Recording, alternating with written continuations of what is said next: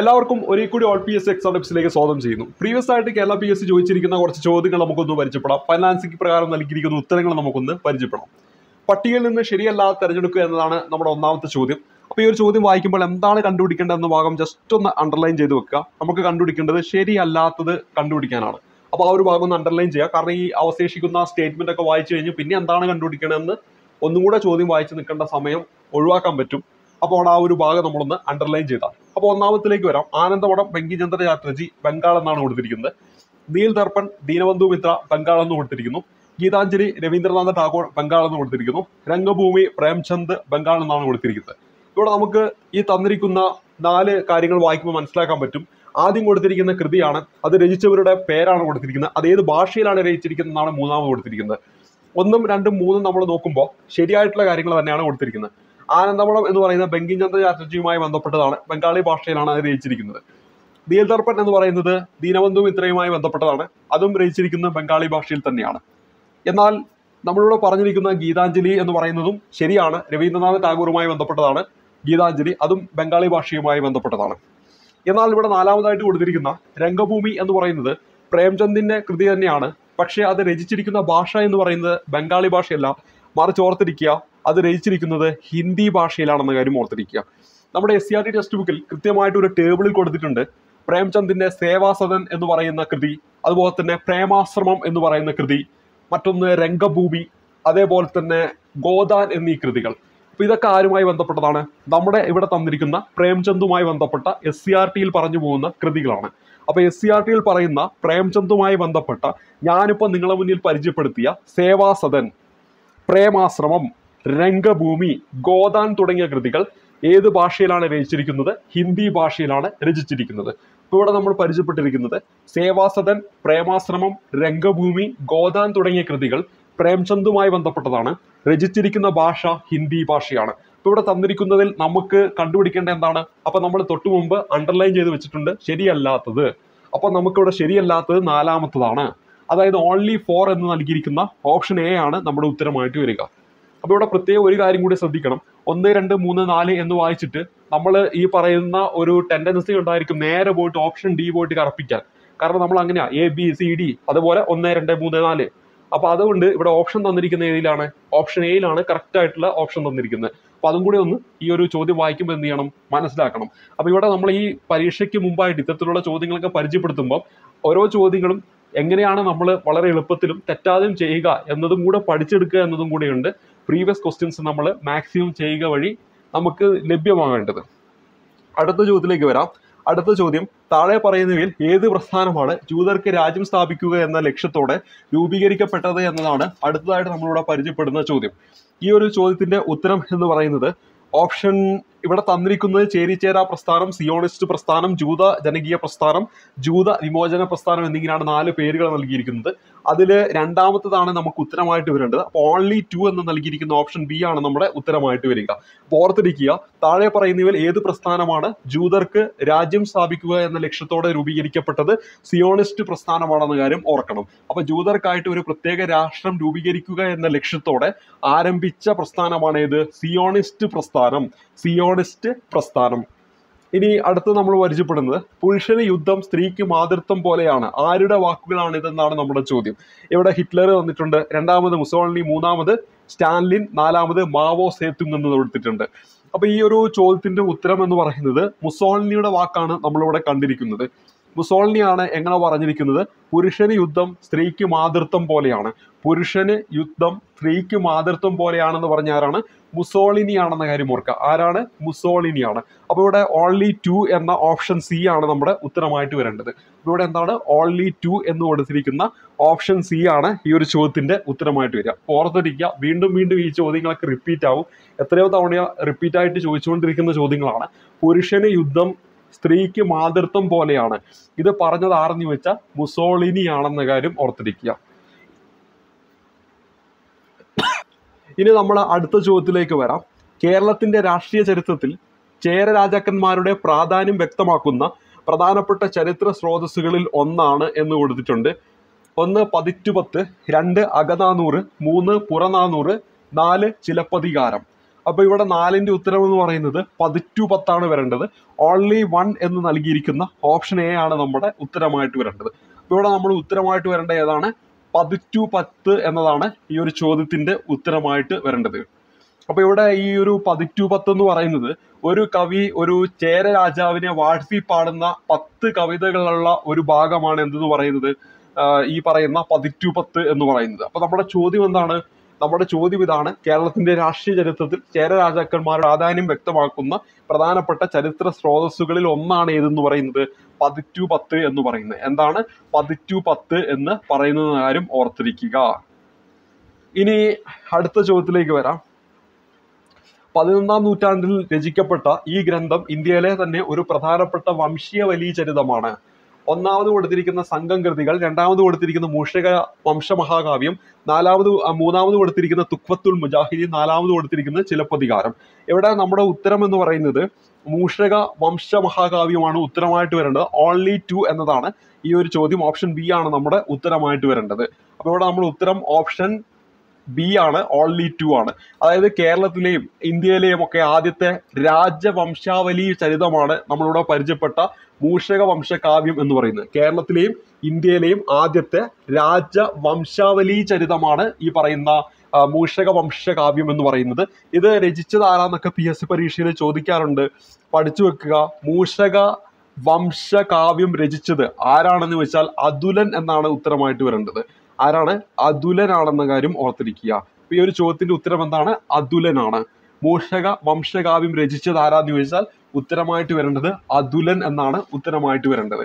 ഇനി നമ്മുടെ അടുത്ത ചോദ്യത്തിലേക്ക് വരാം. അടുത്ത ചോദ്യം നോക്കുക.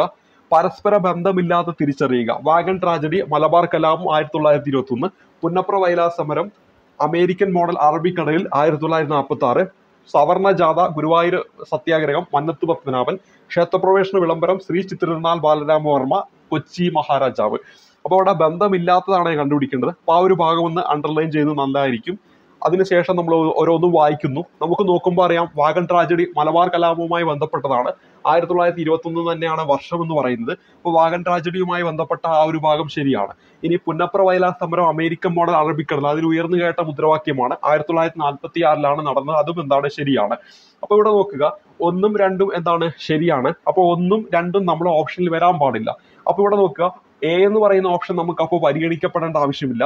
ബി എന്ന് പറയുന്ന ഓപ്ഷൻ നോക്കുമ്പോൾ 1 വന്നു, അപ്പൊ അതും പരിഗണിക്കേണ്ട. ഇനി ഓൾ ദ എബോ എന്ന് പറയുന്ന ഓപ്ഷൻ നമുക്ക് എന്ത് ചെയ്യണ്ട? പരിഗണിക്കപ്പെടേണ്ട ആവശ്യമില്ല. അപ്പൊ ഇവിടെ നമ്മൾ ഉത്തരം എന്ന് പറയുന്നത് ഓപ്ഷൻ സി ആണ് ഈ ഒരു ചോദ്യത്തിന്റെ ഉത്തരമായിട്ട് വരേണ്ടതെന്ന് അങ്ങനെയും നമുക്ക് കണ്ടുപിടിക്കാൻ പറ്റും.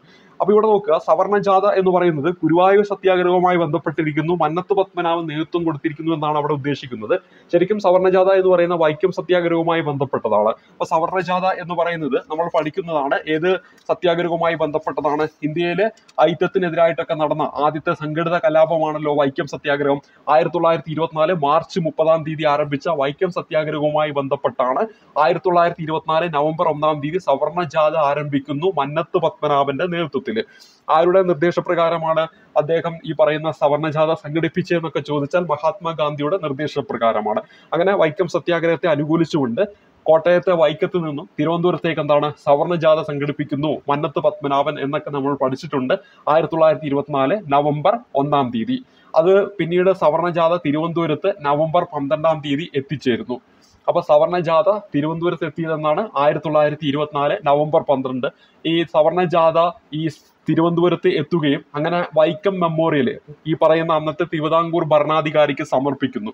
അപ്പൊ ഈ പറഞ്ഞ വൈക്കം മെമ്മോറിയൽ സമർപ്പിച്ചത് ആർക്കാണെന്ന് ചോദിക്കാറുണ്ട്. ഉത്തരമായിട്ട് വരേണ്ടത് റാണി സേതു ലക്ഷ്മിബായിക്കാണ്. റാണി സേതു ലക്ഷ്മിബായിക്കാണെന്ന കാര്യം കൂടി ഒന്ന് ഓർത്തിരിക്കുക. അപ്പൊ ഇവിടെ നമ്മൾ പരിചയപ്പെട്ടതിൽ ഈ മൂന്നാമത്തെ കാര്യം എന്തുകൊണ്ട് തെറ്റിയെന്നാണ് മനസ്സിലാക്കേണ്ടത്. സവർണ ജാഥ വൈക്കം സത്യാഗ്രഹവുമായി ബന്ധപ്പെട്ടതാണ്. നേതൃത്വം കൊടുത്തത് മന്നത്ത് പത്മനാഭൻ തന്നെയാണ്. അങ്ങനെയാണെങ്കിൽ നാലാമത്തിലേക്ക് വരുമ്പോൾ ക്ഷേത്രപ്രവേശന വിളംബരം, ശ്രീ ചിത്രതിരുനാൾ ബാലരാമവർമ്മ, രണ്ടും ശരി തന്നെയാണ്. പക്ഷെ അവിടെ തെറ്റിയത് എന്താണ്? കൊച്ചി രാജാവാണോ? അല്ല, അതൊരു തിരുവിതാംകൂർ രാജാവാണ്. അപ്പൊ ഇവിടെ നോക്കുക, നമുക്കിവിടെ ഉത്തരമായിട്ട് വരേണ്ടത് എന്താണ്? ഇവിടെ തന്നിരിക്കുന്ന 2ഉം 3ഉം 4ഉം എന്നതാണ് നമുക്ക് ഉത്തരമായിട്ട് വരേണ്ടത്. കാരണം ബന്ധമില്ലാത്തതാണ് കണ്ടുപിടിക്കേണ്ടത്. ഓപ്ഷൻ സി ആണ് നമ്മുടെ ഉത്തരമായിട്ട് വരിക. ഇനി അടുത്തതിലേക്ക് വരാം. താഴെ പറയുന്ന 4 പ്രസ്താവനകളിൽ നിന്ന് ശരിയായത് തിരഞ്ഞെടുക്കുക. ഇന്ത്യയിലെ ദേശീയപാതകൾ, സംസ്ഥാന ഹൈവേകൾ എന്നിവയുടെ നിർമ്മാണ ചുമതല സംസ്ഥാന സർക്കാരുകൾക്കാണെന്നാണ് കൊടുത്തിരിക്കുന്നത്. അപ്പൊ ഇവിടെ നോക്കുക, ഇവിടെ 7ാമത് തന്നിരിക്കുന്നതിൽ ഒന്നാമത്തെ ആ ഒരു പ്രസ്താവന വായിക്കുമ്പോൾ തന്നെ നമുക്ക് ആ ഒരു പ്രസ്താവന തെറ്റാണെന്ന് മനസ്സിലാക്കാൻ പറ്റും. അപ്പൊ നമുക്ക് കണ്ടുപിടിക്കേണ്ട എന്താ, ഈ ഒരു ഭാഗം ഒന്ന് അണ്ടർലൈൻ ചെയ്യുക, ശരിയായത് എന്ന ഭാഗം അണ്ടർലൈൻ ചെയ്യുക. അപ്പൊ അവിടെ നമുക്ക് കണ്ടുപിടിക്കേണ്ടത് ശരിയായ സ്റ്റേറ്റ്മെന്റ് ആണ്. ഒന്നാമത്തെ സ്റ്റേറ്റ്മെന്റ് തെറ്റാണെന്ന് നമുക്ക് മനസ്സിലാക്കാൻ പറ്റും. കാരണം ഇന്ത്യയുടെ ദേശീയപാതകൾ, സംസ്ഥാന ഹൈവേകൾ എന്നിവയുടെ നിർമ്മാണ ചുമതല സംസ്ഥാന സർക്കാരുകളാണോ എന്ന് ചോദിച്ചാൽ അതിൽ ദേശീയപാതയുടെ നിർമ്മാണ ചുമതല വഹിക്കുന്നത് ദേശീയ ഗവൺമെന്റ് ആണ്, അതായത് കേന്ദ്ര ഗവൺമെന്റ് ആണ്. അതേ സമയത്ത് നമ്മൾ ഈ പറഞ്ഞ സംസ്ഥാന പാതകളുടെ നിർമ്മാണ ചുമതല വഹിക്കേണ്ടത് സംസ്ഥാന ഗവൺമെന്റ് ആണ്. അങ്ങനെയാണെങ്കിൽ ഒന്നാമത്തെ സ്റ്റേറ്റ്മെന്റ് തെറ്റാണ്. ഒന്നാമത്തെ സ്റ്റേറ്റ്മെന്റ് തെറ്റായതുകൊണ്ട് അത് ഉത്തരത്തിൽ വരാൻ പാടില്ല. നോക്കുക, ബി എന്ന് പറയുന്ന ഓപ്ഷനിൽ ഒന്നുണ്ട്, സി എന്ന് പറയുന്ന ഓപ്ഷനിൽ ഒന്നുണ്ട്, ഡി എന്ന് പറയുന്ന ഓപ്ഷനിലും ഒന്നുണ്ട്. കാരണം ഓൾ ദി അബോവ് എന്നാണ് പറഞ്ഞത്. അങ്ങനെയാണെങ്കിൽ ഈ ഒരു ചെറിയ ആ ഒരു സ്റ്റേറ്റ്മെന്റ് അറിയാമെങ്കിൽ ഉത്തരത്തിലെത്താം. ഓപ്ഷൻ എ ആണ് നമ്മുടെ ഉത്തരമായിട്ട് വരിക. അപ്പൊ സ്റ്റേറ്റ്മെന്റ് രൂപത്തിലുള്ള ചോദ്യങ്ങൾ ഈ ഒരു രീതിയിൽ നമ്മളൊന്ന് ചെയ്തു നോക്കി ഉത്തരം കിട്ടുന്നുണ്ടോ എന്ന് വിലയിരുത്തണം. അപ്പൊ പരിചയപ്പെട്ടിരിക്കുന്നത് ഓപ്ഷൻ എ നമ്മുടെ ഉത്തരമായിട്ട് വരുന്നു. അതായത് 2ഉം 4ഉമാണ് ശരി. ഇന്ത്യയിലെ ആകെ റോഡ് ദൈർഘ്യത്തിന്റെ 80% ഗ്രാമീണ റോഡുകളാണ്. അത് ശരിയാണ്. 4ാമത് കൊടുത്തിരിക്കുന്നു, ചതുഷ്കോണ സൂപ്പർ ഹൈവേകളുടെ നിർമ്മാണ ചുമതല നാഷണൽ ഹൈവേ അതോറിറ്റിയാണ്. നമുക്കറിയാലോ, സുവർണ ചതുഷ്കോണം അല്ലെങ്കിൽ ഗോൾഡൻ ക്വാഡ്രിലാറ്ററൽ എന്ന് പറയും. ഇന്ത്യയിലെ 4 വലിയ മെഗാ നഗരങ്ങളെ അല്ലെങ്കിൽ മെട്രോ നഗരങ്ങളെ ബന്ധിപ്പിക്കുന്നതാണ് ഈ പറയുന്ന സുവർണ ചതുഷ്കോണം എന്ന് പറയുന്നത്. അത് ഏതെല്ലാമാണ് ആ 4 നഗരങ്ങൾ എന്നൊക്കെ പരീക്ഷയ്ക്ക് ചോദിക്കാറുണ്ട്. അത് നമുക്ക് ഒന്ന് ഡൽഹി ആണെന്ന് പറയാം, പിന്നെ വരേണ്ടത് മുംബൈ ആണ്, പിന്നെ കൊൽക്കത്ത വരുന്നുണ്ട്, പിന്നെ വരേണ്ടത് ചെന്നൈ ആണ്. അത് ഓർക്കാൻ വേണ്ടിയിട്ട് നമുക്ക് വേണമെങ്കിൽ DMK ഒരു പാർട്ടിയാണ്, അതിനോടൊപ്പം തന്നെ ഡിന്റെ പിറകിലായിട്ട് അതിന്റെ തൊട്ടു പിന്നത്തെ അക്ഷരമായ സി ഉൾപ്പെടുത്താം. അപ്പൊ ആ സി എന്ന് പറയുന്നത് ചെന്നൈ ആണ്, ഡി എന്ന് പറയുന്നത് നമ്മുടെ ഡൽഹിയാണ്, എം എന്ന് പറയുന്നത് മുംബൈ ആണ്, കെ എന്ന് പറയുന്നത് എന്താണ്, കൊൽക്കത്തയാണ്. ഇന്ത്യയിലെ 4 വലിയ മെട്രോ നഗരങ്ങളായ ഡൽഹി, മുംബൈ, ചെന്നൈ, കൊൽക്കത്ത എന്നിവയെ തമ്മിൽ ബന്ധിപ്പിക്കുന്ന അതിവേഗ ഗതാഗത ഇടനാഴിയാണ് നമ്മളിവിടെ പരിചയപ്പെട്ട ചതുഷ്കോണ സൂപ്പർ ഹൈവേ അല്ലെങ്കിൽ സുവർണ ചതുഷ്കോണം അല്ലെങ്കിൽ ഗോൾഡൻ ക്വാഡ്രിലാറ്ററൽ എന്ന് നമുക്ക് പറയാൻ പറ്റും. അപ്പൊ ഇതിന്റെ നിർമ്മാണ ചുമതലയൊക്കെ ആരുടെ കീഴിലാണ് വരുന്നത്? നാഷണൽ ഹൈവേ അതോറിറ്റി ഓഫ് ഇന്ത്യയുടെ കീഴിലാണെന്ന കാര്യം ഓർത്തിരിക്കുക. ഇനി ഇവിടെ കുറെ 3ാമതായിട്ട് കൊടുത്തിരിക്കുന്ന സ്റ്റേറ്റ്മെന്റും കൂടെ നോക്കുക. പരീക്ഷയ്ക്ക് എപ്പോഴും ചോദിക്കാറുള്ളതാണ്. ഏറ്റവും ചിലവ് കുറഞ്ഞ ഗതാഗത മാർഗമാണ് റോഡ് ഗതാഗതം. അത് തെറ്റാണ്. അപ്പൊ എന്തുകൊണ്ടാണ് അത് തെറ്റിയെന്ന് വെച്ചാൽ അവിടെ ജലഗതാഗതം എന്നാണ് വരേണ്ടത്. അപ്പൊ ആ തെറ്റ് എന്താണെന്ന് മനസ്സിലാക്കണം. അപ്പൊ അതാണ് അവിടെ ഇമ്പോർട്ടന്റ്. ജലഗതാഗതമാണ് ഏറ്റവും ചിലവ് കുറഞ്ഞത് എന്ന കാര്യം ഓർത്തിരിക്കുക. ഇനി അടുത്ത ചോദ്യത്തിലേക്ക് വരാം. വൈവിധ്യമാർന്ന സവിശേഷതകളാൽ സമ്പന്നമാണ് ഉപദ്വീപ് പീഠഭൂമി. ചുവടെ ചേർക്കുന്ന പ്രസ്താവനകളിൽ നിന്ന് ഈ ഒരു ഭാഗം അണ്ടർലൈൻ ചെയ്യുക, യോജിച്ച വസ്തുത തെരഞ്ഞെടുത്ത് എഴുതുക. അപ്പൊ അത്രയും വായിച്ചുമ്പോൾ നമുക്ക് മനസ്സിലാക്കണം ഉപദ്വീപ് പീഠഭൂമിയുമായി ബന്ധപ്പെട്ടത് തെരഞ്ഞെടുത്ത് എഴുതുക. ഉഷ്ണമേഖല ഇലപൊഴിയും കാടുകളിൽ ഉൾപ്പെടുന്ന പ്രദേശം എന്ന് 1ാമത്തെ സ്റ്റേറ്റ്മെന്റ് കൊടുത്തു. അപ്പൊ നമുക്കത് വായിക്കുമ്പോൾ ചിലപ്പോൾ ചിലർക്കെങ്കിലും എന്ത് ചെയ്യാം, അത് ശരിയാണോ എന്ന് മനസ്സിലാക്കാൻ പറ്റണമെന്നുണ്ടാവില്ല. അപ്പൊ അതൊന്ന് വിട്ടേക്കുക. ഇനി മഹാനദി, ഗോദാവരി എന്നീ നദികളുടെ ഉത്ഭവസ്ഥാനം, അത് പിന്നെ എല്ലാവർക്കും അറിയാലോ. ഈ പറയുന്ന ഉപദ്വീപീയ പീഠഭൂമിയൊക്കെ നമ്മൾ പഠിക്കുമ്പോൾ തന്നെ നമ്മളൊപ്പം പഠിക്കുന്നതാണ്. ഈ പറയുന്ന മഹാനദി, ഗോദാവരി എന്നീ നദികളുടെ ഉത്ഭവസ്ഥാനം എവിടെയാണ്? ഈ പറയുന്ന ഉപദ്വീപീയ പീഠഭൂമിയാണെന്ന് നമ്മൾ പഠിക്കാറുണ്ട്. അപ്പൊ അങ്ങനെയാണെങ്കിൽ അത് ശരിയാണ്. അങ്ങനെയാണെങ്കിൽ 2ാമത്തത് ശരിയാണ്. അപ്പൊ ഇവിടെ പറഞ്ഞിരിക്കുന്നത് ശരിയായത് വരണമെന്നാണ്. അങ്ങനെയാണെങ്കിൽ ഇവിടെ നമുക്ക് 2 ഉൾപ്പെടാത്തത് ബി എന്ന് പറയുന്നതിൽ ഉൾപ്പെടുന്നില്ല. അപ്പൊ നമുക്ക് അത് എന്ത് ചെയ്യാൻ പറ്റും? ഡിലീറ്റ് ആക്കാം. ബാക്കി നമുക്ക് അങ്ങനെ പെട്ടെന്ന് ഡിലീറ്റ് ആക്കാൻ പറ്റില്ല. ഇനി നോക്കുക, 3ാമത് ധാതുക്കളുടെ കലവറ എന്ന് വിളിക്കുന്നു. ശരിയാണല്ലോ, ഉപദ്വീപ് പീഠഭൂമിയെ ധാതുക്കളുടെ കലവറ എന്നും വിളിക്കുന്നുണ്ട്. അപ്പൊ അവിടെ 3 എന്താണ്? ശരിയാണ്. അപ്പൊ 3 നമ്മുടെ ഈ പറയുന്ന ഓപ്ഷൻ നിർബന്ധമായിട്ടും വരണം. അങ്ങനെ നോക്കുമ്പോൾ എയും അതുപോലെ തന്നെ സിയിലും അതുപോലെ തന്നെ ഡിയിലും 3 വരുന്നുണ്ട്. ഡി അവിടെ നമുക്കിപ്പോൾ പരിഗണിക്കാൻ പറ്റില്ല. എയും സിയും നമുക്ക് പരിഗണിക്കാം. ഇനി നോക്കുക, 4ാമത് കൊടുത്തിരിക്കുന്ന ഇന്ത്യയുടെ ധാന്യപ്പുര എന്നറിയപ്പെടുന്നു. ഇന്ത്യയുടെ ധാന്യപ്പുര എന്ന് പറയുന്നത് ഉത്തരമഹാസമുദ്രമാണ്. കാരണം നമ്മൾ ഉത്തരമഹാസമുദ്രം പഠിക്കുമ്പോൾ തന്നെ 1ാമത്തെ പോയിന്റ് ആയിട്ടോ നമ്മൾ പഠിക്കുന്നത് എന്ത് തന്നെയായിരിക്കും? ഇന്ത്യയുടെ ധാന്യപ്പുര എന്നറിയപ്പെടുന്നത് ഉത്തരമഹാസമുദ്രമാണെന്നാണ്. അപ്പൊ ഇവിടെ നോക്കുക, ഈ 4ാമത്തെ കാര്യം ഒരുപക്ഷെ PSC പഠിക്കുന്ന ഉത്തരമഹാസമുദ്രം എന്ന് പറയുന്ന ടോപ്പിക് പഠിച്ച ഒരു ഉദ്യോഗാർത്ഥിയെ സംബന്ധിച്ചിടത്തോളം അവൻ നിർബന്ധമായി അറിഞ്ഞിരിക്കേണ്ടതും അവൻ പഠിച്ചിരിക്കേണ്ടതുമാണ് 4ാമത് കൊടുത്തിരിക്കുന്ന ഇന്ത്യയുടെ ധാന്യപ്പുരയാണ് ഉത്തരമഹാസമുദ്രം എന്നത്. അപ്പൊ ഇവിടെ തന്നിരിക്കുന്നത് ഇന്ത്യയുടെ ധാന്യപ്പുര ഉപദ്വീപീയ പീഠഭൂമി എന്നാണ് ഉദ്ദേശിക്കുന്നത്. അപ്പൊ അത് തെറ്റാണ്. അതായത് നമുക്ക് ശരിയായവയാണ് കണ്ടുപിടിക്കേണ്ടത്. 4 ഒരു കാരണവശാലും നമ്മുടെ ഓപ്ഷനിൽ വരാൻ പാടില്ല. നോക്കുക, ഇവിടെ നോക്കുക, എ എന്ന് പറയുന്നതിലും ബി എന്ന് പറയുന്നത് 4 ഉണ്ട്. 4 വരാത്തത് സി മാത്രമാണ്. അപ്പൊ നമുക്ക് അത് എന്താണ്? ഉത്തരമായിട്ട് പരിഗണിക്കാൻ പറ്റും. അപ്പൊ ആ ഒരു രീതിയിൽ നമുക്ക് ഈ ഒരു ചോദ്യത്തിന്റെ ഉത്തരത്തിലേക്ക് വരാം. ഇപ്പൊ ഒന്നാമത് കൊടുത്തിരിക്കുന്നത് ഉഷ്ണമേഖല ഇലപൊഴിയും കാടുകൾ ഉൾപ്പെടുന്ന പ്രദേശം, രണ്ടാമത് മഹാനദി ഗോദാവരി എന്നീ നദികളുടെ ഉത്ഭവ പ്രദേശം, മൂന്നാമത് ധാതുക്കളുടെ കലവറ എന്ന് വിളിക്കുന്നു. ഇത് മൂന്നും എന്താണ്? ഉപദ്വീപീയ പീഠഭൂമിയുമായി ബന്ധപ്പെട്ടതാണെങ്കിൽ ഇന്ത്യയുടെ ധാനിപ്പുര എന്നറിയപ്പെടുന്നത് ഉപദ്വീപീയ പീഠഭൂമിയല്ല, മറിച്ച് അതെന്താണ്? ഇന്ത്യയുടെ ധാനിപ്പുര എന്നറിയപ്പെടുന്നത് ഉത്തരമഹാസമതലമാണ്. ഒരു അവസാദ ശിലയ്ക്ക് ഉദാഹരണം കണ്ടെത്തുക. ഇത് പണ്ട് മുതലേ PSC ചോദിക്കുന്നതാണല്ലോ. ഗ്രാനൈറ്റ്, കൽക്കരി, ബസാൾട്ട്, ഗാബ്രോ എന്നൊക്കെ കൊടുത്തിട്ടുണ്ട്. ഇതിന് നമുക്കറിയാം അവസാദ ശില എന്നാണ് ചോദിച്ചിരിക്കുന്നത്. അപ്പൊ അവിടെ നമ്മൾ ഉത്തരമായിട്ട് വരേണ്ടത് രണ്ടാമത് കൊടുത്തിരിക്കുന്ന കൽക്കരി, ഓപ്ഷൻ ബി ആണ് നമ്മുടെ ഉത്തരമായിട്ട് വരിക. ബാക്കി തന്നിരിക്കുന്ന ഗ്രാനൈറ്റ് ആണെങ്കിലും ബസാൾട്ട് ആണെങ്കിലും ഗാബ്രോ ആണെങ്കിലും ഏത് തന്നെയാണ്? ആഗ്നേയ ശിലകളാണ്. അപ്പൊ അവിടെ ഈ ഒരു പേരൊന്ന് നോട്ട് ചെയ്ത് വെച്ചോ. ഗാബ്രോ എന്ന് പറയുന്നത് ആഗ്നേയ ശിലയാണെന്ന കാര്യം ഓർക്കുക. ആഗ്നേയ ശിലയാണ് ഗാബ്രോ എന്ന് പറയുന്നത്. ഇനി 10ാമത്തെ ചോദ്യം ചില കൺഫ്യൂഷൻ ഉണ്ടാക്കുന്ന ഒരു ചോദ്യമാണ്. അവിടെ താഴെ പറയുന്നതിൽ വന്ദേ ഭാരത് പദ്ധതിയുമായി ബന്ധപ്പെടാത്ത എന്നാണ് ചോദിച്ചിരിക്കുന്നത്. അപ്പൊ ആ ഒരു ചോദ്യം നമ്മളിവിടെ ഈ ഒരു സമയത്ത് പറയുന്നില്ല, മറിച്ച് ഈ വന്ദേ ഭാരതുമായി ബന്ധപ്പെട്ട കാര്യങ്ങൾ ഈ ഒരു ചോദ്യവുമായി ബന്ധപ്പെടുത്തിയിട്ട് നമുക്കൊന്ന് പറഞ്ഞു പോകാം. അപ്പൊ ഇവിടെ നോക്കുക, ഇന്ത്യയിലെ ഏറ്റവും വേഗമേറിയ ട്രെയിൻ ചോദിക്കുകയാണെങ്കിൽ നിലവിൽ അത് വന്ദേ ഭാരത് ആണ്. ഇന്ത്യയിലെ ഏറ്റവും വേഗമേറിയ ട്രെയിൻ ചോദിക്കുകയാണെങ്കിൽ നിലവിൽ അതെന്താണ്? വന്ദേ ഭാരത് ആണെന്ന കാര്യം ഓർത്തിരിക്കുക. വന്ദേ ഭാരത് ആണ്. ഇനി ഇതിന്റെ വേഗത എന്ന് പറയുന്നത് 180 km/h ആണ്. ഇതിന്റെ വേഗത എന്ന് പറയുന്നത് 180 km/h ആണ് ഇതിന്റെ വേഗത എന്ന് പറയുന്നത്. ഇനി മൂന്നാമത്തെ പോയിന്റ് എന്ന് പറയുന്നത് ഈ വന്ദേ ഭാരത് എക്സ്പ്രസിന്റെ ആദ്യകാല നാമം എന്ന് പറയുന്നത് ട്രെയിൻ 18 ആണ്. എന്താണ്? ട്രെയിൻ 18 എന്നാണ് അതിന്റെ ആദ്യകാല നാമം എന്ന കാര്യം ഓർത്തിരിക്കുക. ഇനി മറ്റൊരു പേര് പറയുന്നത് ഇതിന്റെ ആദ്യത്തെ റൂട്ട് എന്ന് പറയുന്നത് ന്യൂഡൽഹിക്കും വാരണാസിക്കും ഇടയിലാണ്. ന്യൂഡൽഹിക്കും വാരണാസിക്കും ഇടയിലാണെന്ന കാര്യം ഓർക്കുക. ഈ ട്രെയിൻ 18 നിർമ്മിച്ചത് എവിടെയാണെന്ന് ചോദിച്ചാൽ ചെന്നൈയിലെ ഇൻട്രഗൽ കോച്ച് ഫാക്ടറിയിൽ നിന്നാണ്. ചെന്നൈയിലെ ഇൻട്രഗൽ കോച്ച് ഫാക്ടറിയിൽ നിന്നാണ് ഇത് നിർമ്മിച്ചത്. ഇനി ദക്ഷിണേന്ത്യയിലെ ആദ്യത്തെ വന്ദേ ഭാരത് എക്സ്പ്രസ് ഏതാന്ന് ചോദിച്ചാൽ, അല്ലെങ്കിൽ ബന്ധിപ്പിക്കുന്ന എവിടെ മുതൽ എവിടം വരെയാന്ന് ചോദിച്ചാൽ ചെന്നൈ മുതൽ നമ്മുടെ മൈസൂർ വരെയാണ്.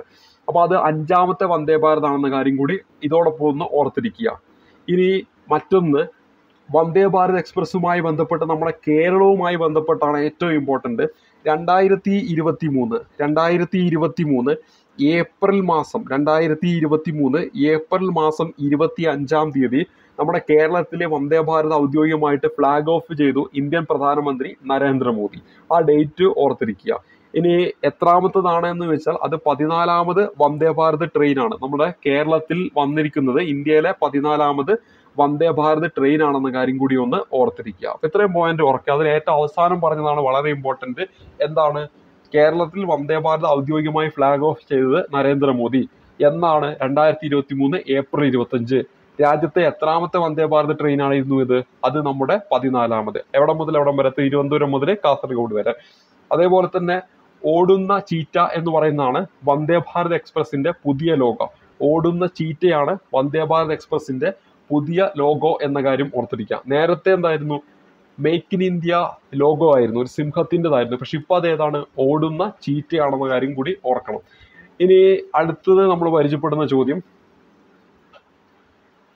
ലോക ഓസോൺ ദിനമായിട്ട് ആചരിച്ചു വരുന്ന ദിനം ഏതാണ്? എത്രയോ തവണ PSC പരീക്ഷയിൽ ചോദിച്ചിരിക്കുന്നതാണ്. ഇവിടെ ഈ ഒരു ചോദ്യത്തിന് ഉത്തരം എന്ന് പറയുന്നത് ഓപ്ഷൻ എ ആണ്. ഓൺലി 1 ആണ്. സെപ്റ്റംബർ 16. അപ്പൊ സെപ്റ്റംബർ 16 ആണ് ലോക ഓസോൺ ദിനം. അപ്പൊ ഒക്ടോബർ 16 എന്താ? ലോക ഭക്ഷ്യദിനമാണ്. ലോക ഭക്ഷ്യദിനമാണ്. ലോക ഭക്ഷ്യദിനമാണ് ഈ പറയുന്ന ഒക്ടോബർ 16. അതേപോലെ തന്നെ നവംബർ 16 എന്താണ്? നമ്മുടെ അന്താരാഷ്ട്ര സഹിഷ്ണുത ദിനമാണ്. അന്താരാഷ്ട്ര സഹിഷ്ണുത അല്ലെങ്കിൽ ടോളറൻസ് ദിനമാണ് ഈ പറയുന്ന നവംബർ 16 എന്ന കാര്യം കൂടി ഓർത്തിരിക്കുക. അപ്പൊ നമ്മളിവിടെ പരിചയപ്പെട്ടിരിക്കുന്നത് എന്താണ്? ലോക ഓസോൺ ദിനം എന്താണെന്ന് പഠിച്ചു, സെപ്റ്റംബർ 16. ലോക ഭക്ഷ്യദിനം ചോദിച്ചാൽ അത് ഒക്ടോബർ 16. ഇനി നമ്മുടെ അന്താരാഷ്ട്ര സഹിഷ്ണുത ദിനം എന്നാന്ന് ചോദിച്ചാൽ, ടോളറൻസ് ഡേ എന്നാന്ന് ചോദിച്ചാൽ അത് നവംബർ 16 ആണെന്ന് ഈ കാര്യങ്ങളൊന്ന് ഓർത്തിരിക്കുക. ഇനി നമ്മൾ അടുത്തതായിട്ട് നമ്മൾ പരിചയപ്പെടുന്നത് 12ാമത്തെ ചോദ്യമാണ്. ഈ ഒരു ക്ലാസ്സിലെ 12ാമത്തെ ചോദ്യത്തിലേക്ക് വരാം. നെൽകൃഷിയുമായി ബന്ധപ്പെട്ട പ്രസ്താവനകൾ തെരഞ്ഞെടുക്കുക എന്നതാണ് 12ാമത്തെ ചോദ്യം. ഇന്ത്യയിലെ മുഖ്യ വിളകളിൽ ഒന്നാണ് നെല്ല് എന്ന് നൽകിയിരിക്കുന്നു. ഒരു ഖാരിഫ് വിളയാണ് നെല്ല് എന്ന് കൊടുത്തിരിക്കുന്നു. ഉയർന്ന താപനിലയും ധാരാളം മഴ ലഭിക്കുന്ന ഭാഗങ്ങളിലും കൃഷി ചെയ്യുന്നു. എക്കൽ മണ്ണാണ് നെൽകൃഷിക്ക് അനുയോജ്യം. തന്നിരിക്കുന്നതെല്ലാം ശരി. ഓപ്ഷൻ എ ആണ് നമ്മുടെ ഉത്തരമായിട്ട് വരിക. അപ്പൊ ഇന്ത്യയിലെ മുഖ്യ വിളകളിൽ ഒന്നായ നെല്ല് ഒരു ഖാരിഫ് വിളയാണെന്ന് അറിയാം. ഉയർന്ന താപനിലയും ധാരാളം മഴ ലഭിക്കുന്ന ഭാഗങ്ങളിലും കൃഷി ചെയ്യുന്നു. എക്കൽ മണ്ണാണ് നെൽകൃഷിക്ക് ഏറ്റവും അനുയോജ്യം. ഇനി അടുത്ത ചോദ്യത്തിലേക്ക് വരാം. 5ാം പഞ്ചവത്സര പദ്ധതിയെ സംബന്ധിച്ച് ശരിയായ പ്രസ്താവനകൾ ഏതെല്ലാം എന്നാണ് ചോദ്യം. ഇവിടെ തന്നിരിക്കുന്നതിൽ പ്രസ്താവന 1 1974-78 വരെയാണ് പദ്ധതി നടപ്പിലാക്കിയത് എന്നാണ് ചോദിച്ചിരിക്കുന്നത്. അപ്പൊ ഇവിടെ തന്നിരിക്കുന്ന പ്രസ്താവന 1 എന്താണ്? ശരിയാണ്. പ്രസ്താവന 1 എന്താണ്? ശരിയാണല്ലോ. 1974-78 വരെയാണ് ഈ ഒരു പദ്ധതി നടപ്പിലാക്കിയത്. പിന്നെ പറയുന്നത് നോക്ക്, ഗരീബി ഹഠാവോ എന്ന പരിപാടി നടപ്പിലാക്കി. അപ്പൊ അതും എന്ത് തന്നെയാണ്? ശരിയായിട്ടുള്ള ഒരു സ്റ്റേറ്റ്മെന്റ് തന്നെയാണ്. ഗരീബി ഹഠാവോ എന്ന് പറയുന്ന ഒരു മുദ്രാവാക്യമൊക്കെ ഇന്ദിരാഗാന്ധി ഉയർത്തുന്നത് ഈ പറയുന്ന പദ്ധതിയിലാണ്. പിന്നെ മറ്റൊന്ന്, ഇന്ത്യൻ നാഷണൽ ഹൈവേ സംവിധാനം ആരംഭിച്ചു എന്ന് പറയുന്നത് എന്ത് തന്നെയാണ്? ശരിയായിട്ടുള്ള ഒരു സ്റ്റേറ്റ്മെന്റ് തന്നെയാണ്. അപ്പൊ ഇവിടെ ഓർക്കുക, 5ാം പഞ്ചവത്സര പദ്ധതിയുമായി ബന്ധപ്പെട്ട് 3 ശരിയാണ്. അതായത് ഇവിടെ തന്നിരിക്കുന്നതിൽ നമ്മുടെ ഓപ്ഷൻ ഡി ആണ് ഉത്തരമായിട്ട് വരിക. പ്രസ്താവന 1, 2, 3 എല്ലാം ശരിയാണ്. അപ്പോൾ 1974-78 കാലയളവിൽ നടന്ന 5ാം പഞ്ചവത്സര പദ്ധതി, ഗരീബി ഹഠാവോ പരിപാടി നടപ്പിലാക്കിയ പഞ്ചവത്സര പദ്ധതി, അതേപോലെ ഇന്ത്യൻ നാഷണൽ ഹൈവേ സംവിധാനം ആരംഭിച്ചതും ഈ 5ാം പഞ്ചവത്സര പദ്ധതിയുമായി ബന്ധപ്പെട്ടതാണ്. ഇനി 5ാം പഞ്ചവത്സര പദ്ധതിയിലെ പ്രധാനപ്പെട്ട ലക്ഷ്യം PSC എപ്പോഴും ചോദിക്കുന്നതാണ്, ദാരിദ്ര്യ നിർമ്മാർജ്ജനമാണ്. ദാരിദ്ര്യ നിർമ്മാർജ്ജനമാണെന്ന കാര്യം ഓർത്തിരിക്കുക. അതേപോലെ തന്നെ PSC ചോദിക്കുന്നതാണ്, ജോലിക്ക് കൂലി ഭക്ഷണം എന്ന പദ്ധതി ആരംഭിച്ചത് ഏത് പഞ്ചവത്സര പദ്ധതിയാണ്? 5ാം പഞ്ചവത്സര പദ്ധതിയാണെന്ന കാര്യം ഓർക്കുക. 1975 ഇന്ത്യയിൽ 20 ദിന പരിപാടികൾ ആരംഭിച്ചത് ഈ പദ്ധതി കാലത്താണ്, ഈ പഞ്ചവത്സര പദ്ധതി കാലത്താണ്. ഇന്ദിരാഗാന്ധിയുമായി ബന്ധപ്പെട്ടതാണ് 20 ദിന പരിപാടികൾ എന്ന കാര്യം കൂടി ഇതോടൊപ്പം ഒന്ന് ഓർത്ത് വെച്ചാൽ നന്നാണ്. ഇനി 14ാമത്തെ ചോദ്യത്തിലേക്ക് വരാം. 1991 സാമ്പത്തിക പരിഷ്കരണവുമായി ബന്ധപ്പെട്ട പ്രസ്താവനകൾ ശരിയായവ ഏതാ ചോദ്യമായിട്ട് ചോദിച്ചിരിക്കുന്നത്. ഇവിടെ നോക്കുക, ഈ നയങ്ങളെ സ്ഥിരീകരണ നടപടികൾ, ഘടനാപരമായ പരിഷ്കരണ നടപടികൾ എന്നിങ്ങനെ 2 ഗ്രൂപ്പുകളായി തരംതിരിക്കാം. അപ്പൊ ഇവിടെ തന്നിരിക്കുന്ന പ്രസ്താവന 1 എന്ന് പറയുന്നത് ശരിയായിട്ടുള്ള ഒരു പ്രസ്താവനയാണ്. ഇനി സാമ്പത്തിക സ്ഥിരത കൈവരിക്കുന്നതിനുള്ള ഹ്രസ്വകാല നടപടികളാണ് സ്ഥിരീകരണ നടപടികൾ എന്ന് പറയുന്നു. അപ്പൊ അതും എന്താണ്? ശരിയാണ്. ഇവിടെ നമ്മൾ പറഞ്ഞു 1991 സാമ്പത്തിക പരിഷ്കരണവുമായി ബന്ധപ്പെട്ട പ്രസ്താവനകൾ ശരിയായവയാണ് നമുക്ക് കണ്ടുപിടിക്കേണ്ടത്. അതിൽ 1ാമത്തത് ശരിയാണ്. ഈ നയങ്ങളെ സ്ഥിരീകരണ നടപടികൾ, ഘടനാപരമായ പരിഷ്കരണ നടപടികൾ എന്നിങ്ങനെ 2 ഗ്രൂപ്പുകളായിട്ട് തിരിക്കാൻ പറ്റും. അതില് പ്രസ്താവന 2 പറയുന്നത് സാമ്പത്തിക സ്ഥിരത കൈവരിക്കുന്നതിനുള്ള ഹ്രസ്വകാല നടപടികളാണ് സ്ഥിരീകരണ നടപടികൾ എന്ന് പറയുന്നത്. അത് എന്താണ്? ശരിയാണ്. ഉദാരീകരണത്തിന്റെ ഭാഗമായി എല്ലാത്തരം വ്യവസായങ്ങളുടെയും ലൈസൻസിങ് സമ്പ്രദായം അവസാനിപ്പിച്ചു എന്നാണ് പറയുന്നത് പ്രസ്താവന 3 പറയുന്നത്. അവിടെ ഈ 3ാമത് പറയുന്നത് എന്താണ്? തെറ്റാണെന്ന കാര്യം ഓർത്തിരിക്കുക. 3ാമത് പറയുന്നത് എന്താണ്? തെറ്റാണെന്ന കാര്യം ഓർത്തിരിക്കുക. 3ാമത് പറയുന്ന സ്റ്റേറ്റ്മെന്റ് തെറ്റാണ്. അപ്പൊ ഇവിടെ എന്താണ്? ഉദാരീകരണത്തിന്റെ ഭാഗമായി എല്ലാത്തരം വ്യവസായങ്ങളുടെയും ലൈസൻസിങ് സമ്പ്രദായം അവസാനിപ്പിച്ചു എന്ന് പറയുന്നത് എന്താണ്? ശരിയല്ല. ഇപ്പൊ ഇവിടെ 1, 2 ശരിയാണ്, 3 എന്താണ്? ശരിയല്ല എന്നതാണ്. ഓപ്ഷൻ എ ആണ് നമ്മുടെ ഉത്തരമായിട്ട് വരേണ്ടത്. ഇവിടെ നമ്മളൊരു കാര്യം നമ്മൾ പഠിച്ചു, അതും കൂടി ഒന്ന് പറഞ്ഞിട്ട് നമുക്ക് അടുത്ത ചോദ്യത്തിലേക്ക് പോകാം. ഇവിടെ പറഞ്ഞു പ്രസ്താവന 1 ശരിയാണ്. അതായത് ഈ നയങ്ങളെ സ്ഥിരീകരണ നടപടികൾ, ഘടനാപരമായ പരിഷ്കരണ നടപടികൾ എന്നിങ്ങനെ 2 ഗ്രൂപ്പുകളായിട്ട് തരംതിരിക്കാമെന്ന് പറഞ്ഞു. അതിൽ സാമ്പത്തിക സ്ഥിരത കൈവരിക്കുന്നതിനുള്ള ഹ്രസ്വകാല നടപടികളാണ് സ്ഥിരീകരണ നടപടികൾ എന്ന് പറഞ്ഞു. ഇനി അടുത്തായിട്ട് ഇവിടെ പറയുന്നത് ഘടനാപരമായ നടപടികളാണ്. ഘടനാപരമായിട്ടുള്ള നടപടികൾ എന്ന് പറഞ്ഞിട്ടുണ്ടെങ്കിൽ അത് നമ്മൾ മനസ്സിലാക്കേണ്ടതാണ് ദീർഘകാല നടപടികളാണ്. ഇവിടെ ഹ്രസ്വകാലമാണെങ്കിൽ ഘടനാപരം എന്ന് പറഞ്ഞാൽ ദീർഘകാല നടപടികളാണെന്ന കാര്യം ഓർക്കുക. സാമ്പത്തിക സ്ഥിരത കൈവരിക്കുന്നതിനുള്ള ദീർഘകാല നടപടികളാണ് എന്തെന്ന് പറയുന്നത് ഘടനാപരമായിട്ടുള്ള ഈ പറയുന്ന പരിഷ്കാരങ്ങൾ എന്ന് പറയുന്നത്. അപ്പൊ ഘടനാപരമായിട്ടുള്ള പരിഷ്കാരം ദീർഘകാലമാണ്. അതേ സമയത്ത് നമ്മൾ ആദ്യം പരിചയപ്പെട്ടിട്ടുള്ള സാമ്പത്തിക സ്ഥിരത കൈവരിക്കുന്നതിനുള്ള ഹ്രസ്വകാല നടപടികളാണ് എന്ത്? സ്ഥിരീകരണ നടപടികൾ എന്ന് പറയുന്നത്. അപ്പൊ ഈ 2 പോയിന്റുകൾ ഒന്ന് ഓർത്തു വെക്കുക. ഇനി അടുത്തത് നമ്മൾ പരിചയപ്പെടുന്നത് 15ാമത്തെ ചോദ്യമാണ്. താഴെ പറയുന്ന ജോഡികൾ ശരിയല്ലാത്തത് ഏത്? ബാങ്കുകളുടെ ബാങ്ക് RBI എന്ന് കൊടുത്തിട്ടുണ്ട്, വാണിജ്യ ബാങ്ക് SBI എന്ന് കൊടുത്തിരിക്കുന്നു, പുതുതലമുറ ബാങ്ക് ICICI എന്ന് കൊടുത്തു, സഹകരണ ബാങ്ക് LIC എന്ന് കൊടുത്തു.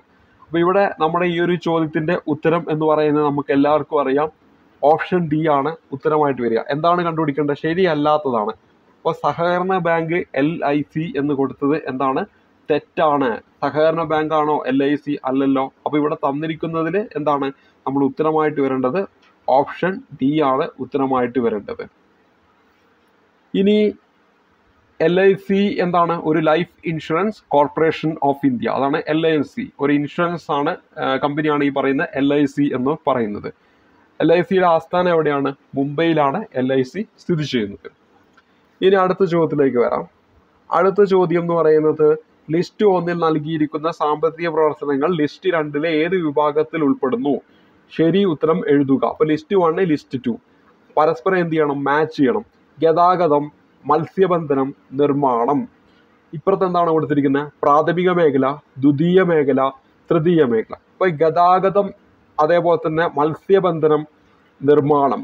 അതിൽ നമ്മൾ പഠിക്കാറുണ്ട്, ഈ മത്സ്യബന്ധനം എന്ന് പറയുന്നത് പ്രാഥമിക മേഖലയുമായി ബന്ധപ്പെട്ടതാണ്. അപ്പോൾ അവിടെ 2A ബന്ധപ്പെടേണ്ടത്. അങ്ങനെ വരികയാണെങ്കിൽ നമുക്ക് A എന്ന് പറയുന്ന ഓപ്ഷനും D എന്ന് പറയുന്ന ഓപ്ഷനും നമുക്ക് ഡിലീറ്റ് ആക്കാൻ പറ്റും. ഇനി നമ്മുടെ കയ്യിൽ Bയും Cയുമാണുള്ളത്.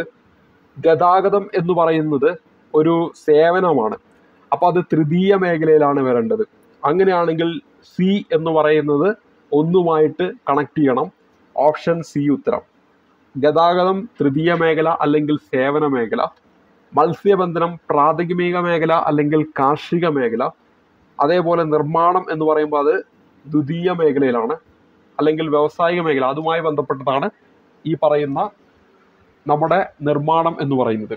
അപ്പോൾ ഇവിടെ 1C, 2A, 3B എന്നതാണ് നമ്മുടെ ഉത്തരമായിട്ട് വരിക. കൃഷിയും അനുബന്ധ പ്രവർത്തനങ്ങളും ഉൾപ്പെടുന്നത് പ്രാഥമിക മേഖലയിലാണ്. വനപരിപാലനം, മത്സ്യബന്ധനം, ഖനനം, അസംസ്കൃത വസ്തുക്കളുടെ ഉൽപാദനം, ഇതൊക്കെ പ്രാഥമിക മേഖലയാണ്. ഇപ്പം എന്തിൻ്റെയും അസംസ്കൃത വസ്തുക്കൾ, അതിൻ്റെ ഉൽപാദനം ഏതിലാണ് വരുന്നത്? പ്രാഥമിക മേഖലയിലാണ് വരുന്നത്. അതേ സമയത്ത് വ്യവസായം, വൈദ്യുതി ഉൽപാദനം, കെട്ടിട നിർമ്മാണം, സാധനങ്ങളുടെ ഉൽപാദനം, അടുത്ത് നടന്ന ഒരു പരീക്ഷയ്ക്ക് ചോദിച്ചതാണ് മൺപാത്ര നിർമ്മാണം. അപ്പോൾ ആ നിർമ്മാണം എന്തായാലും അത് ദ്വിതീയ മേഖലയിലാണ് ഉൾപ്പെടുന്നത്.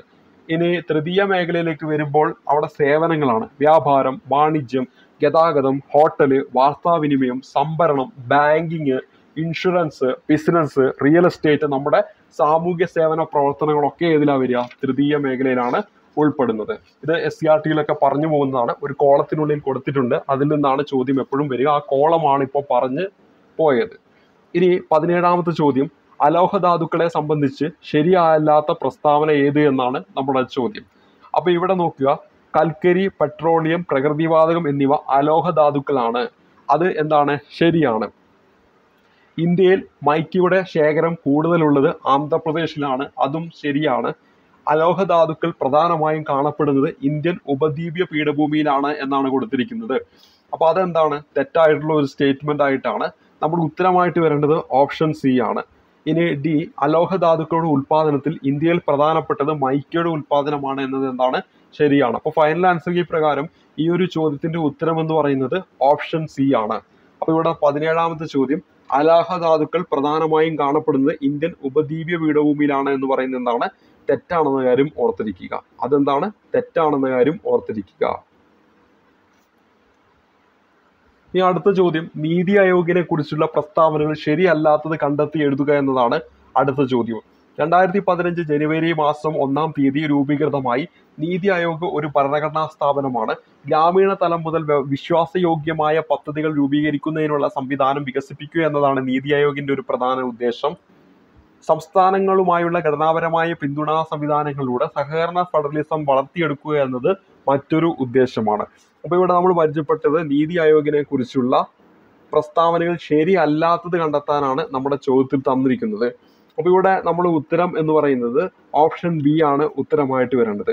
നീതി ആയോഗ് ഒരു ഭരണഘടനാ സ്ഥാപനമാണോ? അല്ല. നീതി ആയോഗ് എന്തല്ല? ഒരു ഭരണഘടനാ സ്ഥാപനമല്ല. കൃത്യമായിട്ട് നമ്മുടെ ഭരണഘടനയിൽ ആർട്ടിക്കിളിൽ പറയുന്നുണ്ടെങ്കിൽ അതിനൊരു ഭരണഘടനാ സ്ഥാപനമായിട്ട് പറയാൻ പറ്റുള്ളൂ. അപ്പം നീതി ആയോഗ് എന്ന് പറയുന്നത് ഒരു ഉപദേശക സമിതിയാണ്, ഒരു അഡ്വൈസറി ബോഡിയാണ് എന്തെന്ന് പറയുന്നത് നീതി ആയോഗ് എന്ന് പറയുന്നത്. അപ്പൊ ഇവിടെ നോക്കുക, നീതി ആയോഗുമായി ബന്ധപ്പെട്ട് ശരിയല്ലാത്തത് ഏത്? അപ്പൊ അതിൽ നമ്മുടെ ഉത്തരം കിട്ടിക്കഴിഞ്ഞു. ഓപ്ഷൻ ബി ആണ് നമ്മുടെ ഉത്തരമായിട്ട് വരേണ്ടത്.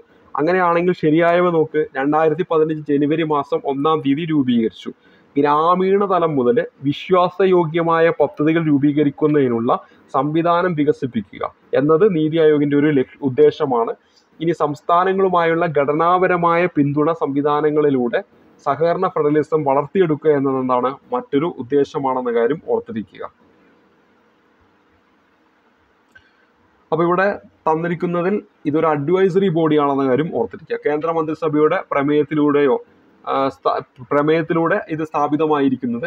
അതുകൊണ്ട് ഇതൊരു ഭരണഘടനാ സ്ഥാപനമല്ല. പിന്നെ ഇത് പാർലമെന്റിൽ നിയമപരമായി വന്നതല്ല. അതുകൊണ്ട് ഒരു നിയമപരമായിട്ടുള്ള ഒരു ബോഡി എന്ന് നമുക്കിതിനെ, അല്ലെങ്കിൽ ഒരു സ്റ്റാറ്റ്യൂട്ടറി ബോഡി എന്ന് നമുക്കിതിനെ പറയാൻ പറ്റില്ല. ഇതൊരു അഡ്വൈസറി ബോഡിയാണെന്ന കാര്യം ഓർത്തിരിക്കുക. അപ്പോൾ ഇനി അടുത്ത ചോദ്യത്തിലേക്ക് വരാം. അടുത്ത ചോദ്യം 19ാമത്തെ ചോദ്യം.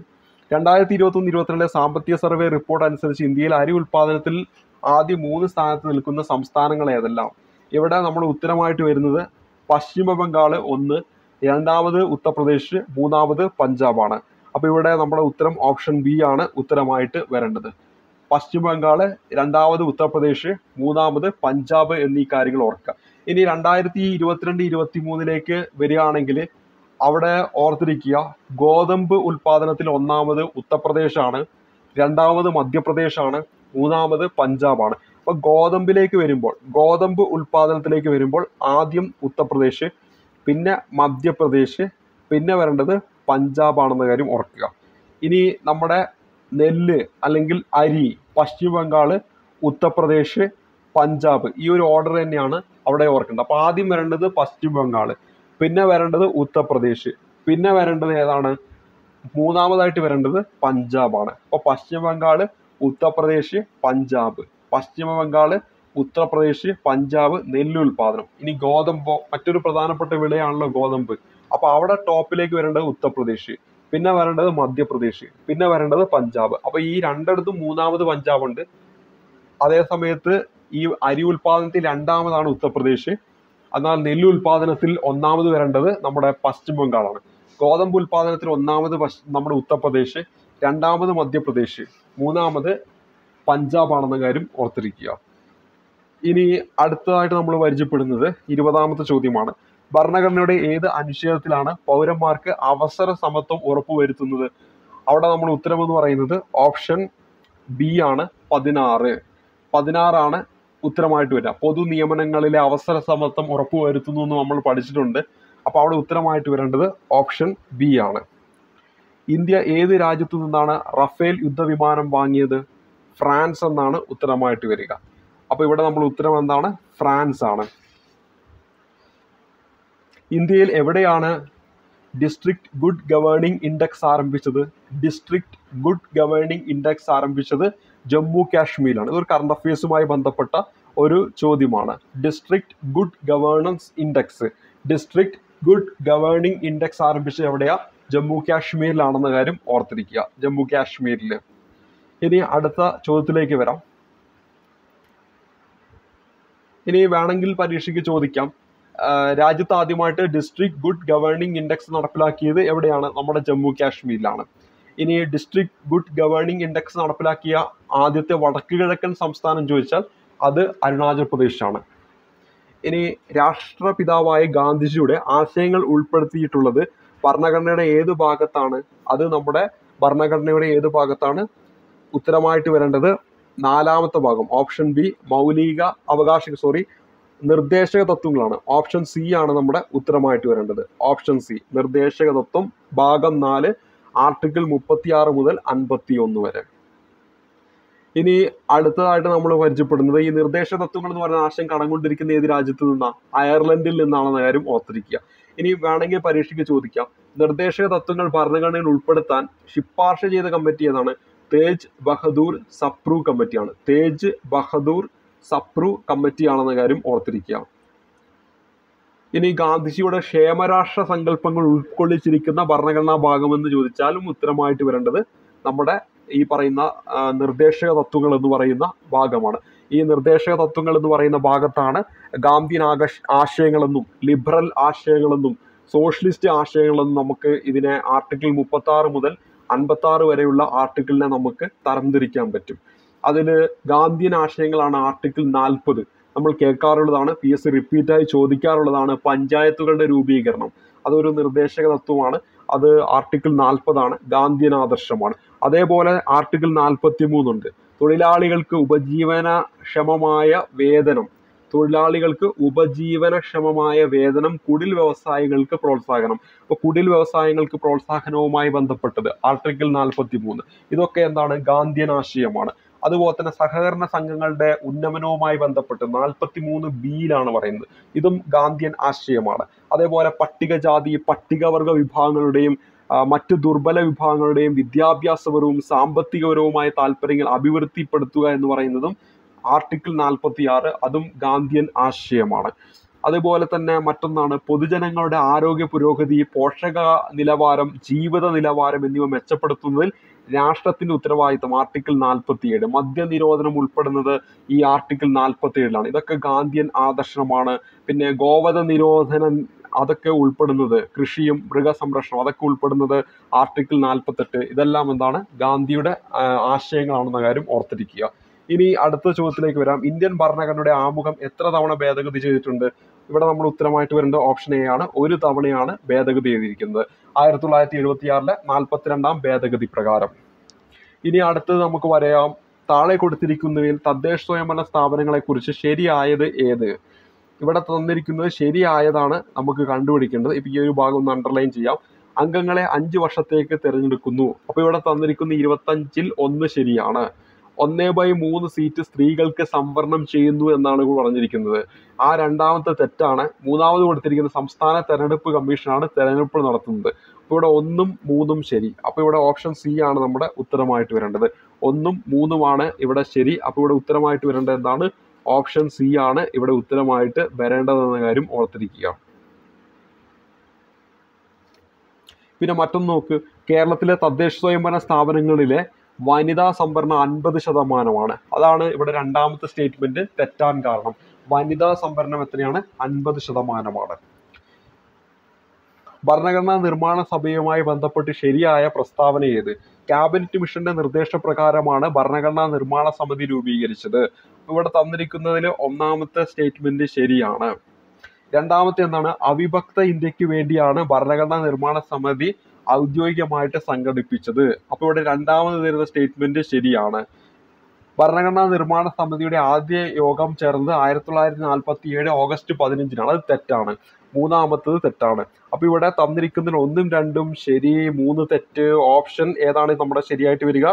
ഇവിടെ നമ്മുടെ ശരിയായിട്ട് വരേണ്ടത് ഓപ്ഷൻ എ ആണ്. ഈ ഒരു ചോദ്യത്തിന്റെ ശരിയായിട്ടുള്ള ഓപ്ഷൻ എന്ന് പറയുന്നത് ഓപ്ഷൻ എ ആണ്. അപ്പൊ ഭരണഘടനാ നിർമ്മാണ സമിതിയുടെ ആദ്യ യോഗം ചേർന്നത് എന്നാന്ന് ചോദിച്ചാൽ 1946 ഡിസംബർ 9. രൂപീകരിച്ചത് ഡിസംബർ 6 1946 ഡിസംബർ 6 ആദ്യ സമ്മേളനത്തിൽ 207 അംഗങ്ങൾ പങ്കെടുത്തു എന്നും ആ 207 എന്ന് നമ്മൾ എഴുതുമ്പോൾ ഈ 7ഉം 2ഉം കൂടെ കൂട്ടിയാൽ 9 കിട്ടുമെന്നും ആ 9 എന്നതാണ് ആദ്യ യോഗത്തിൽ പങ്കെടുത്ത വനിതകളുടെ എണ്ണം എന്നൊക്കെ നമ്മൾ പഠിക്കുന്നതാണ്. ഈ ആദ്യ യോഗത്തിൽ ആദ്യമായിട്ട് അഭിസംബോധന ചെയ്തത് ആരെന്ന് ചോദിച്ചാൽ, അല്ലെങ്കിൽ ഭരണഘടനാ നിർമ്മാണ സഭയെ ആദ്യമായിട്ട് അഭിസംബോധന ചെയ്ത ആരെന്ന് ചോദിച്ചാൽ JB കൃപലാനി ആണെന്നും നമ്മൾ പഠിച്ചിട്ടുണ്ട്. ഈ ആദ്യ യോഗം നടക്കുന്നത് ന്യൂഡൽഹിയിലെ കോൺസ്റ്റിറ്റ്യൂഷൻ ഹാളിൽ വെച്ചാണ്. നിലവിൽ അത് സെൻട്രൽ ഹാൾ ഓഫ് പാർലമെന്റ് എന്നാണ് അറിയപ്പെടുന്നതെന്ന് നമ്മൾ പഠിച്ചു. ഈ ആദ്യ യോഗത്തിൽ താൽക്കാലിക അധ്യക്ഷനായിട്ട് ഡോക്ടർ സച്ചിദാനന്ദ സിൻഹയെ തെരഞ്ഞെടുത്തു എന്ന് നമ്മൾ പഠിച്ചു. കാരണം ആ ഒരു യോഗത്തിലെ ഏറ്റവും പ്രായം കൂടിയ വ്യക്തിയാണ് ഡോക്ടർ സച്ചിദാനന്ദ സിൻഹ. എന്നാൽ പിന്നീട് 1946 ഡിസംബർ 11 സ്ഥിരം അധ്യക്ഷനായിട്ട് ഡോക്ടർ രാജേന്ദ്ര പ്രസാദിനെ തെരഞ്ഞെടുത്തു എന്നീ കാര്യങ്ങളൊക്കെ നമ്മൾ പഠിക്കാറുള്ളതാണ്. തൊട്ട് 13-ാം തീയതി, അതായത് ഡിസംബർ 11 രാജേന്ദ്ര പ്രസാദിനെ തെരഞ്ഞെടുത്തു. ഡിസംബർ 13-ാം തീയതി ജവഹർലാൽ നെഹ്റു ലക്ഷ്യപ്രമേയം അവതരിപ്പിച്ചു. അത് പിന്നീട് 1947 ജനുവരി 22 അത് ഭരണഘടനാ നിർമ്മാണ സഭ അംഗീകരിച്ചു. അതാണ് പിന്നീട് നമ്മുടെ ആമുഖമായിട്ട് മാറുന്നത് എന്നൊക്കെ നമ്മൾ പഠിച്ചിട്ടുണ്ട്. ഇനി അടുത്തതിലേക്ക് വരാം. അപ്പോൾ ഇവിടെ നമ്മുടെ ഉത്തരം എന്താണ്? 1, 2 ശരി, 3 തെറ്റ്. നഗരങ്ങളിൽ എത്തുന്ന സ്ത്രീകൾക്കും കുട്ടികൾക്കും സുരക്ഷിത താമസ സൗകര്യം ഒരുക്കുന്ന സംസ്ഥാന സർക്കാരിന്റെ പദ്ധതി ഏതാണ്? എൻ്റെ കൂടാണ്. എൻ്റെ കൂട് എവിടെയാ? ഓപ്ഷൻ ബി ആണ് ഉത്തരമായിട്ട് വരിക. എന്താണ്? നഗരങ്ങളിൽ എത്തുന്ന സ്ത്രീകൾക്കും കുട്ടികൾക്കും സുരക്ഷിത താമസ സൗകര്യം ഒരുക്കുന്ന സംസ്ഥാന സർക്കാരിന്റെ പദ്ധതിയാണ് എൻ്റെ കൂട് എന്ന് പറയുന്ന പദ്ധതി. അപ്പോൾ നിരാലംബരായ സ്ത്രീകൾക്കും കുട്ടികൾക്കും രാത്രികാലങ്ങളിൽ സുരക്ഷിതമായി താമസിക്കുവാൻ ഒരു രാത്രികാല അഭയ കേന്ദ്രം എന്ന ആശയത്തിന്റെ അടിസ്ഥാനത്തിൽ വിഭാവനം ചെയ്ത പദ്ധതിയാണ് എൻ്റെ കൂട് എന്ന് പറയുന്ന പദ്ധതി. എൻ്റെ കൂട് പദ്ധതി നടപ്പിലാക്കപ്പെടുന്ന ജില്ലകൾ കോഴിക്കോട്, തിരുവനന്തപുരമായിരുന്നു. ഇനി നമ്മൾ അടുത്ത ചോദ്യത്തിലേക്ക് വരാം. എന്താണ് ഇവിടെ തന്നിരിക്കുന്ന എൻ്റെ വീട് എന്ന് പറയുന്ന പദ്ധതി? എൻ്റെ വീട് എന്ന് പറയുന്നത് സംസ്ഥാന പിന്നാക്ക വിഭാഗ വികസന കോർപ്പറേഷൻ OBC വിഭാഗത്തിൽപ്പെട്ട ഭവനരഹിതരായ കുടുംബങ്ങൾക്ക് വേണ്ടി നടപ്പിലാക്കുന്ന ഭവന നിർമ്മാണ വായ്പാ പദ്ധതിയാണ് എൻ്റെ വീട് എന്ന് പറയുന്നത്. ഇനി സംസ്ഥാന ദുരന്ത നിവാരണ അതോറിറ്റിയുടെ ആസ്ഥാനം സ്ഥിതി ചെയ്യുന്നത് എവിടെയാണ്? സംസ്ഥാന ദുരന്ത നിവാരണ അതോറിറ്റിയുടെ ആസ്ഥാനം സ്ഥിതി ചെയ്യുന്നത് തിരുവനന്തപുരത്താണ്. Option A. സംസ്ഥാന ആസൂത്രണ ബോർഡ് അധ്യക്ഷൻ ആരാണ്? നമ്മുടെ മുഖ്യമന്ത്രിയാണ്. മുഖ്യമന്ത്രി നിലവിൽ നമ്മുടെ പിണറായി വിജയനാണെന്ന കാര്യം ഓർത്തിരിക്കുക. അപ്പോൾ ഈ ഒരു ക്ലാസ്സിൽ അവസാനമായിട്ട് 30ാമത്തെ ചോദ്യം പരിചയപ്പെടുത്തിക്കൊണ്ട് ഈ ഒരു ക്ലാസ് അവസാനിപ്പിക്കാം. ഇതിനെ തുടർന്നുള്ള ചോദ്യങ്ങൾ തൊട്ടടുത്ത ക്ലാസ്സിൽ നമ്മൾ പരിചയപ്പെടുത്തുന്നതായിരിക്കും. സർക്കാർ ജീവനക്കാർക്കും പെൻഷൻകാർക്കുമുള്ള സംസ്ഥാന സർക്കാരിന്റെ ആരോഗ്യ ഇൻഷുറൻസ് പദ്ധതി താഴെ പറയുന്നവയിൽ ഏതാണ്? നമുക്ക് എല്ലാവർക്കും അറിയാം. ഓപ്ഷൻ ഡി മെഡിസപ്പ് എന്നാണ് ഉത്തരമായിട്ട് വരേണ്ടത്. 30ാമത്തെ ചോദ്യം ഓപ്ഷൻ ഡി ആണ് ഉത്തരം. സംസ്ഥാനത്ത് ഏകദേശം 10 ലക്ഷത്തിലധികം വരുന്ന സർക്കാർ ജീവനക്കാർക്കും അതേപോലെ തന്നെ പെൻഷൻകാർക്കും വേണ്ടിയുള്ള ബൃഹത്തായ ആരോഗ്യ ഇൻഷുറൻസ് പദ്ധതിയാണ് മെഡിസപ്പ്. ഇത് ആരംഭിച്ചത് എന്ന 2022 ജൂലൈ 1. 2022